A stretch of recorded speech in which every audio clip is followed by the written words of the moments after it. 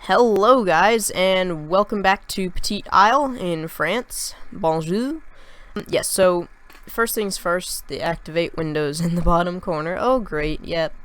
So I know it. I look like a real cheapskate, like not wanting to buy the activation key, which I have done, but it's not working, and it's happened twice now that I've bought one and it hasn't worked.